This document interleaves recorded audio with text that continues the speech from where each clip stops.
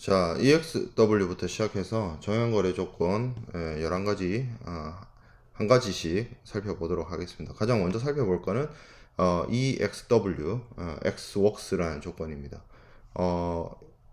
그 공장에서 이제 나아간다라는 의미로서 XWorks, 공장에서부터 인도, 그런 의미를 가지고 있는데요. XWorks, EXW를 쓸 때는 EXW 뒤에 지정된 인도 장소를 적어야 됩니다. 여기 이 EXW 뒷부분에 지정된 장소를 삽입을 해서 사용을 해야 되고요. 앞서 우리가 인커덤스 2020의 사용과 관련해서 이야기했던 것처럼 인커덤스 2020에 따른 EXW의 인도라는 측면에서 반드시 지정된 장소를 사용을 해야 되고, 지금 여기 총 11가지 조건에 대해서 우리가 그림을 쭉 살펴볼 건데, 그런 게 있어요. 이 공통된 그림을 가져다 놓고 우리가 좀 비교를 해 보면서 살펴보는 것이 좀 바람직하다라고 볼 수가 있는데, 여기서 여기로, 그러니까 왼쪽이 수출국이고 오른쪽이 수입국입니다. 왼쪽이 수출국, 오른쪽이 수입국이고, 그리고 여기 까만색 선이 그어져 있죠. 까만색 선이 그어져 있고, 까만색 선이 분기점이에요. 매도인과 매수인의 역할의 분기점이고, 이 왼쪽이 수출국이기 때문에 이쪽이 매도인의 부담, 그리고 오른쪽이 매수인의 부담으로 기결이 됩니다. 그래서 EXW라고 했을 때 위험과 비용의 분기점이 그어져 있고, 이 왼쪽 부분이 매도인이 할 일인 거죠. 그래서 매도인이 해야 되는 부분인 것이고, EXW는 매도인에게는 최소 의무, 매수인에게는 최대 의무의 역할을 주어집니다. 그래서 여기 그림을 쫙 봤을 때 이 수출국에 있는 매도인의 군의 공장, 작업장, 창고에서 물품을 매수인의 임의 처분하에 둔 상태로 매도인에게서 매수인에게로 물품이 인도되고 위험이 넘어가고 비용이 넘어가는, 그것이 EXW입니다. 그래서 이렇게 위험과 비용의 분기가 넘어가고 난 다음부터는 매수인이 할 일이, 역할이 전부 다죠. 그래서 수출 통관부터 매수인이 하고, 그리고 물품을 운송수단에 적재하는, 선적하는 책임도 매수인이 가지게 되고요. 역시나 이 어떤 주 운송 구간과 수입국 내 운송, 이런 부분까지, 수입 통관까지 다 매수인이 해야 되는 부분이기 때문에 EXW는 사실 국제 거래보다는 국내 거래에 사용하는 것이 더 적합합니다. 자, 그 다음에 FCA가 있습니다. FCA, 프리캐리어, 운송 인도 조건이라고 하죠. 그래서 FCAD에 지정된 장소에 삽입을 해야 되는데, 매도인의 영업 군해나 혹은 매수인이 제공한 운송수단에 적재된 상태로, 지정된 상태로, 매도인의 영업 군해에서 매수인이 제공한 운송수단에 적재됐거나, 그러니까 매도인의 영업 군해에서 넘겨줄 수가 있어요. 이렇게 1번, 동그라미 1번에서 매수인이 그 운송계약을 체결해서 제공한 그 운송수단인 운송인에게 물품을 넘겨주거나, 아니면 지정된 장소에서 운송수단에 실린 채로 운송인, 지정된 매수인, 이 포인트, 이게 중요해요. 매수인이 지정한 운송인에게 물품을 인도하게 되면 매도인의 역할은 거기까지고요. 그 지점, 운송인에게 인도하는 지점이 위험과 비용의 매도인과 매수인 사이에서의 분기점입니다. 그래서 여기까지 왼쪽이 매도인이 역할 부담이고 오른쪽이 매수인의 역할과 부담인데, EXW하고 비교를 해 보았을 때 수출 통관과 같은 부분은 매도인이 하는 것이고요. 그리고 주 운송 구간에 대한 부담은 매수인이 하는, 그런 조건이 FCA가 되겠죠.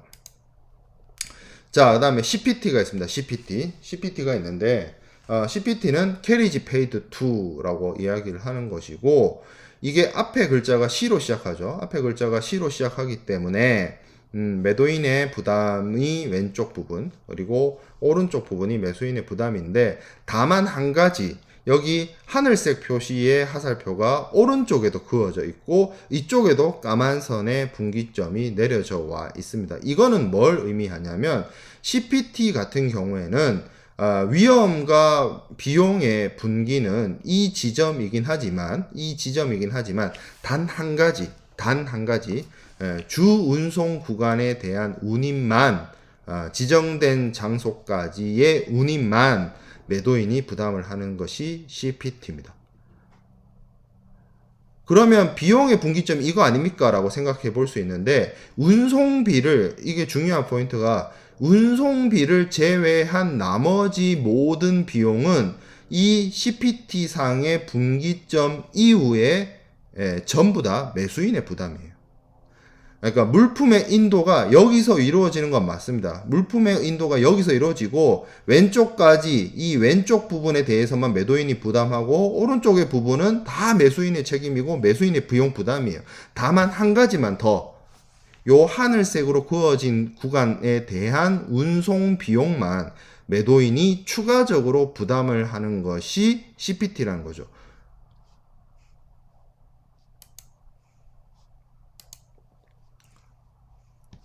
그런 차이가 있어요. 그런 차이가 있는 것이 CPT입니다.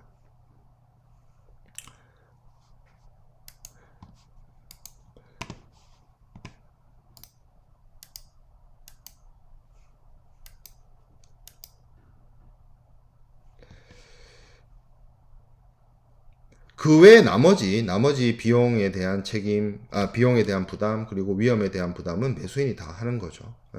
그래서 앞서 우리가 살펴보았던 FOB가 아니라 FCA하고 비교를 해봤을 때 FCA와 CPT가 가지는 차이점이 거의 똑같아요. 거의 똑같은데 한 가지만 FCA하고 비교해봤을 때 주 운송 구간에 대한 운임을 매수인이 부담을 하면 FCA고 그것을 매도인이 부담하면 CPT가 되는 겁니다. FCA와 CPT의 차이가 그런 차이가 있다는 거고, 그 다음에 CIP가 있습니다. CIP하고 CPT도 똑같아요. 한 가지만 딱 차이 나요.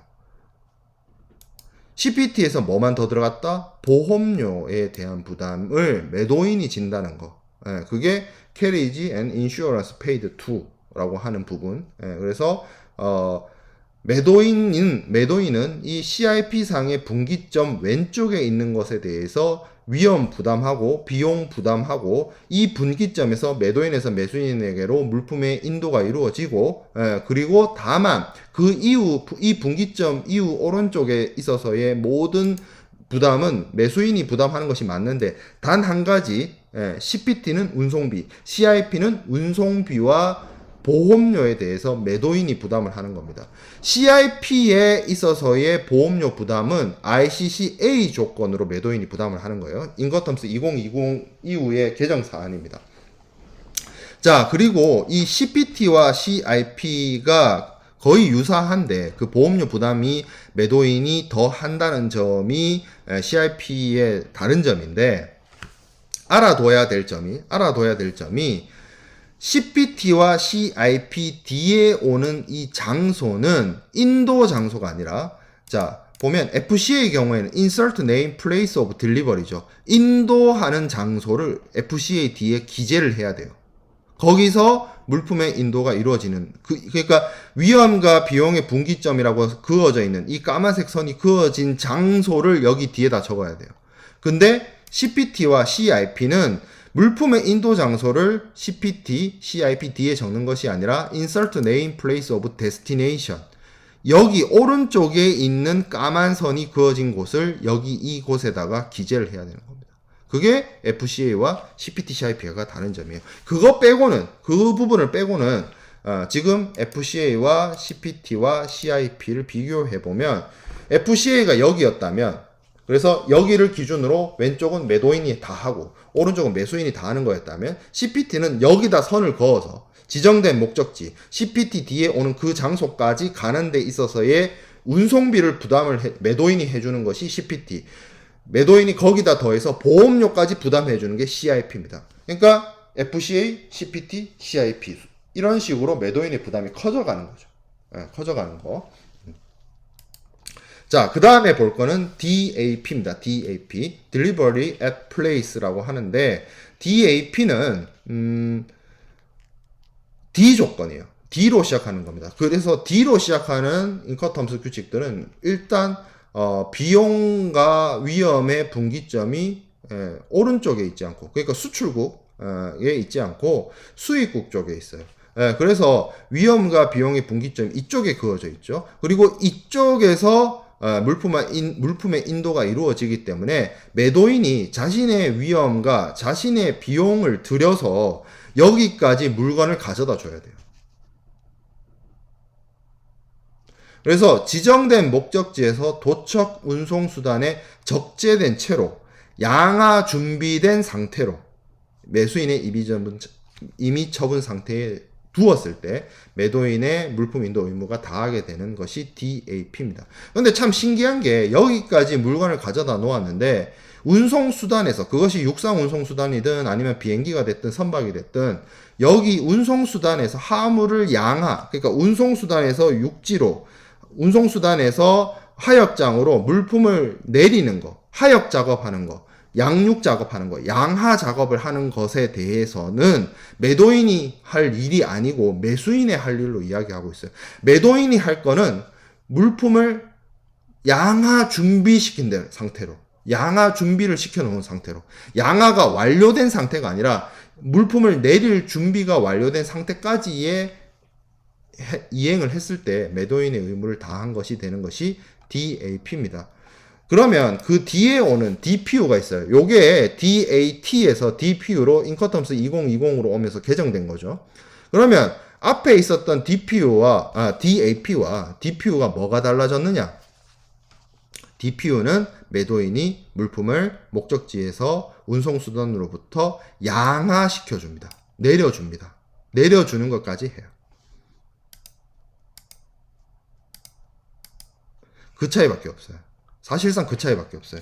그 차이밖에 없는데 이게 뭐 그렇게 큰 차이냐? 사실 큰 차이가 아니라고 할 수 있는데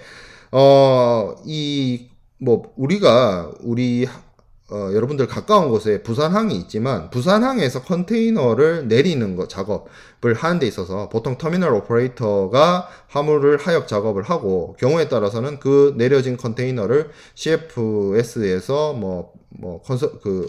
배분 작업을 하기도 하고 아니면 CY에 보관을 하기도 하고 뭐 하는데 그 터미널 핸들링 차지 혹은 터미널 오퍼레이터 피 뭐 여러 가지 항구에서 화물을 내리기 위해서 하역 작업을 하기 위해서 들어가는 비용 그것이 누가 공짜로 해주는 건 아니죠. 분명히 그러니까 그 화물의 종류나 수량이나 이런 거에 따라서 굉장히 그 돈이 공짜로 해줄 것이 아니라 누가 할지 매도인이 할지 매수인이 할지를 정확하게 나눌 필요가 있는 경우도 있습니다. 그 경우에는 어떤 인커텀스를 쓰느냐에 따라서 쉽게 말해서 DAP를 쓰느냐 DPU를 쓰느냐에 따라서 매도인이 부담할지 매수인이 부담할지가 달라지는 거예요.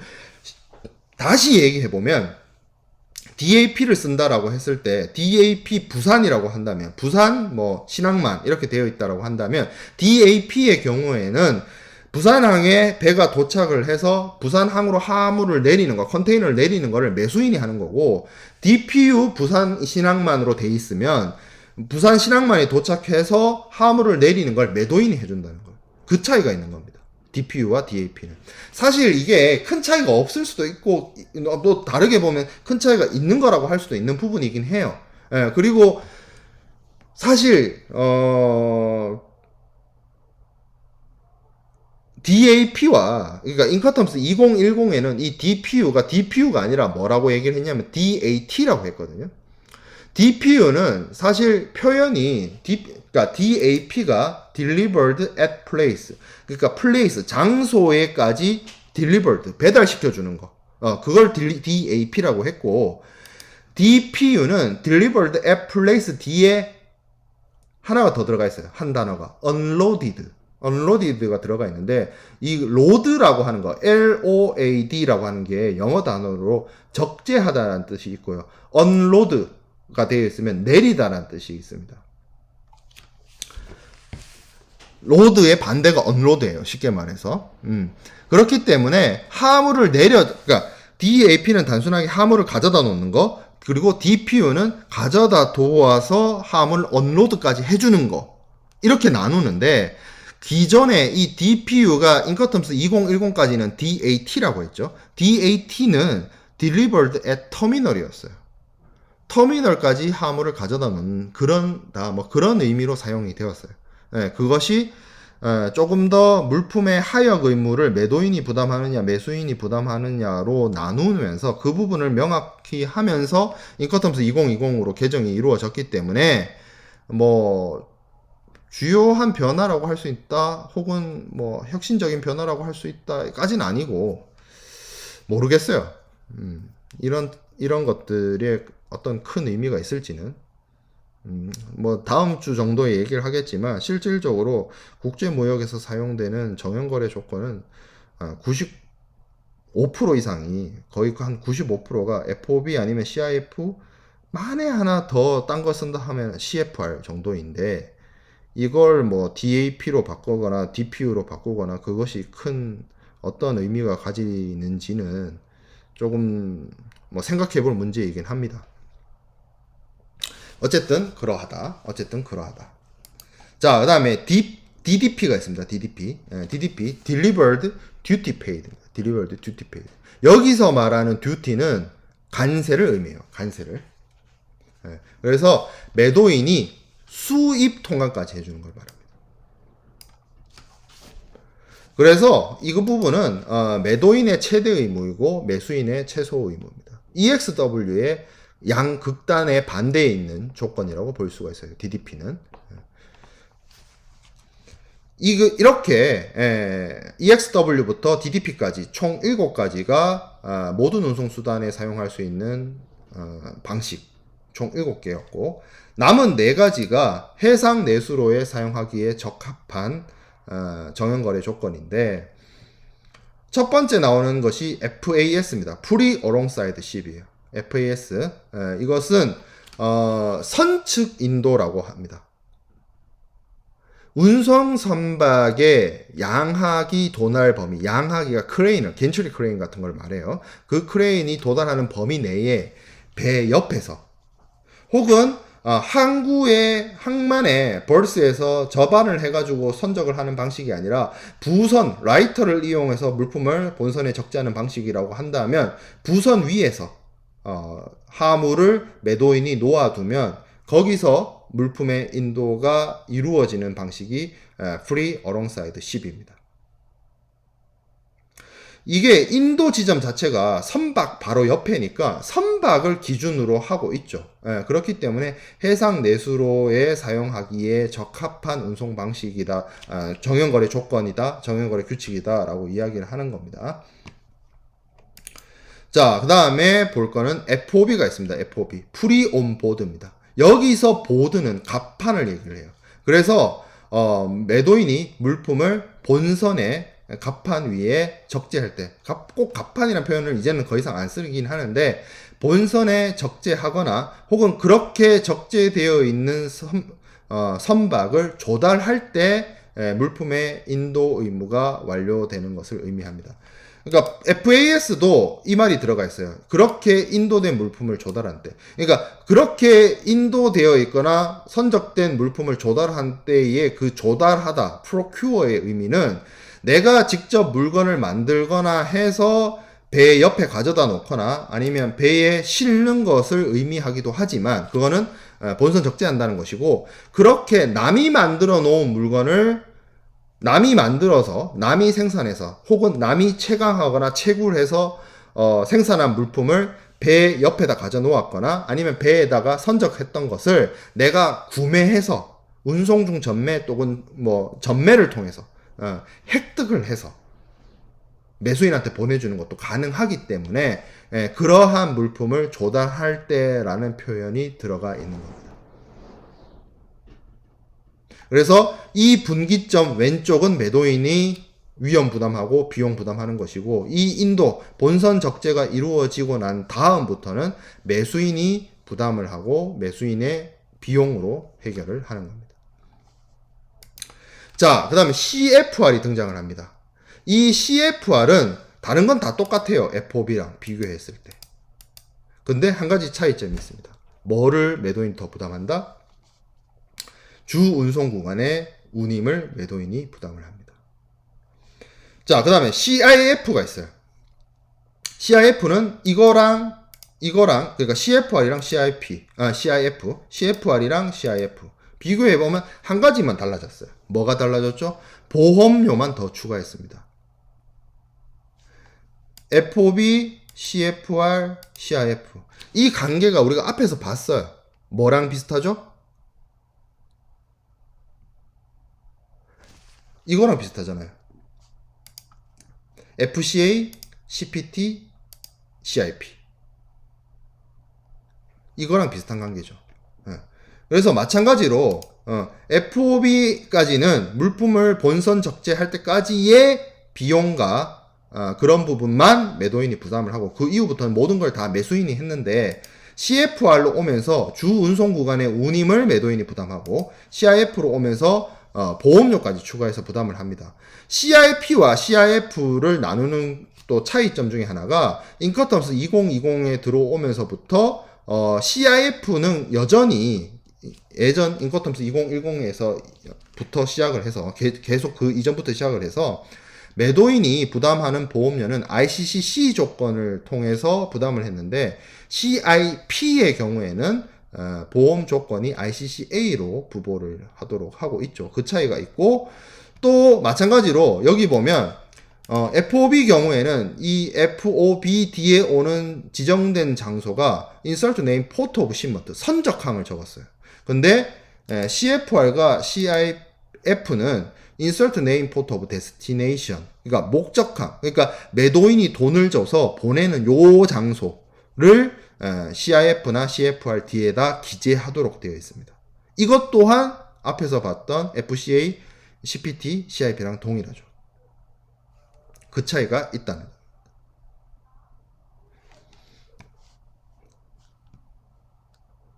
자, 그래서 이렇게 인커텀스 11가지 규칙에 대해서 간략하게 살펴봤습니다. 사실 할 얘기는 더 많이 있는데 이게 지금 여러분들 국제상무론 수업이 아니라 무역계약론 수업이다 보니 분명 여러분들 중에는 무역학개론이나 국제상무론 쪽에서 수업을 듣고 온 친구들이 있었을 것이고 그렇기 때문에 뭐 너무 디테일하게 우리가 상무론 수업처럼 너무 디테일한 내용을 이야기하기보다는 간략하게 이야기를 했어요. 왜냐하면 그런 친구들이 있을지 없을지 내가 잘 모르겠지만 뭐 정말로 무역학개론이나 국제상무론을 안 듣고 이 수업을 듣는 친구가 있을 수도 있으니까 그거를 대비해서 간략하게 설명을 했고 그리고 무역학개론이나 국제상무론을 들었다 할지라도 방학 동안 까먹었다든지 시간이 지나서 까먹었다든지 그런 친구들이 있을 수 있기 때문에 다시 한번 간략하게 설명을 한 겁니다. 너무 자세하게 인커텀스 2020의 각 규칙에 대해서 너무 디테일하게 세부적으로 이야기를 안 하려고 했어요.